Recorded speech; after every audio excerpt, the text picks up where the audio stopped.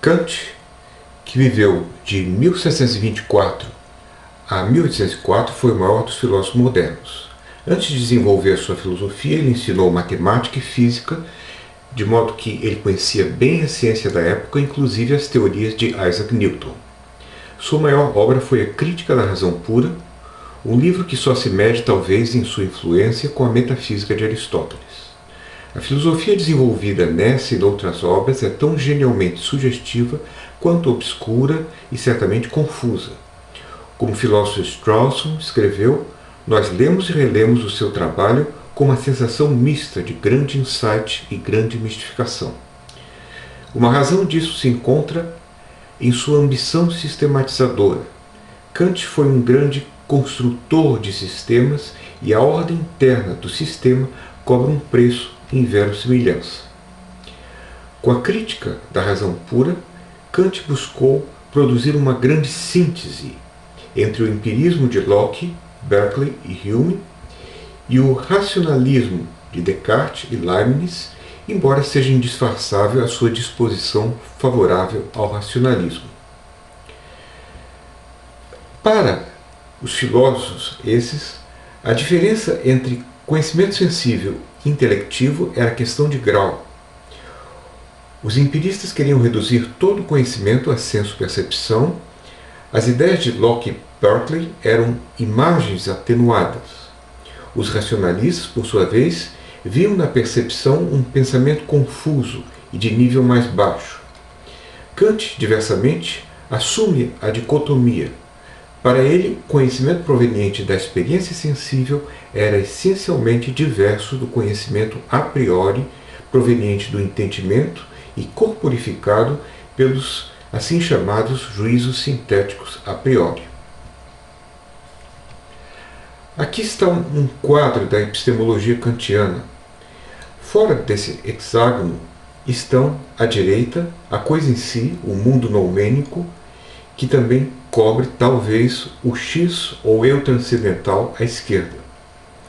Esse mundo noumênico é aquele que está fora do domínio do que pode ser conhecido. Ele é incognoscível. Nada se pode saber sobre ele, embora Kant dissesse que o nosso conhecimento é como uma ilha no meio do oceano noumênico. Bom, o mundo que nós podemos realmente conhecer é o mundo fenomênico.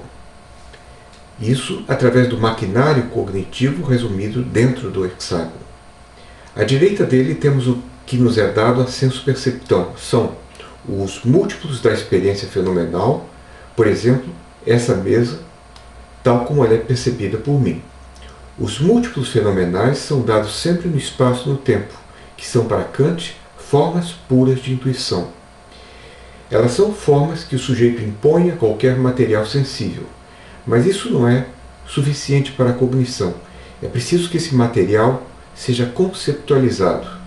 Para que isso ocorra, entre em ação a faculdade do entendimento.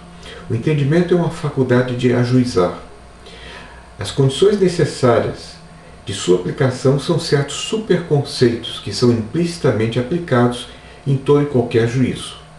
Conceitos puros do entendimento que Kant chamava de categorias. Exemplos disso são os conceitos de substância, causalidade, existência, necessidade, possibilidade, unidade, etc. Por exemplo, se eu digo, essa rosa é vermelha, com o sujeito essa rosa eu aplico a categoria de substância, referindo-me ao objeto singular que é a rosa. E eu aplico também a categoria de existência, pois está implícito que eu estou afirmando que ela existe. Mas isso não é tudo. Com a realização de juízos no entendimento, já temos pensamentos sobre o mundo, mas os pensamentos são concatenados em raciocínios. A faculdade responsável por isso é a razão, que vocês veem à esquerda do quadro. Ela funciona através de conceitos diretivos, que Kant chama de ideias do mundo, da alma e de Deus. Essas ideias são aplicadas aos juízos do entendimento na produção de raciocínios que visam sínteses cada vez mais amplas, sínteses objetivas, subjetivas ou globais, que, embora nunca completamente realizáveis, fornecem à razão uma direção. É importante notar que as ideias da razão só se aplicam aos juízos aqui, e nunca aos múltiplos dados no espaço do tempo, e muito menos à coisa em si. Para Kant, a metafísica anterior a ele, não tendo considerado criticamente a razão, não dispondo do maquinário kantiano, produziu grandes falácias ao tentar aplicar as ideias da razão aos fenômenos sensíveis, como fizeram os empiristas, ou ao mundo noumênico, como tentaram os racionalistas. Finalmente, é preciso dizer algo sobre o eu transcendental, aqui fora. É preciso que exista algo que se repete sempre o mesmo em cada múltiplo fenomenal dado, que seja sempre o mesmo em cada juízo e ainda em cada raciocínio realizado. É preciso que essas coisas sejam realizadas em um mesmo sujeito, em um mesmo eu, de modo que a experiência seja sempre unificável, sintetizável, identificável como a experiência de alguém. Mas como, sempre que temos a experiência de nós mesmos, nós já pressupomos um eu, esse eu não pode ser nunca experienciado. Esse é o eu transcendental, que é ao menos uma condição formal de toda a experiência.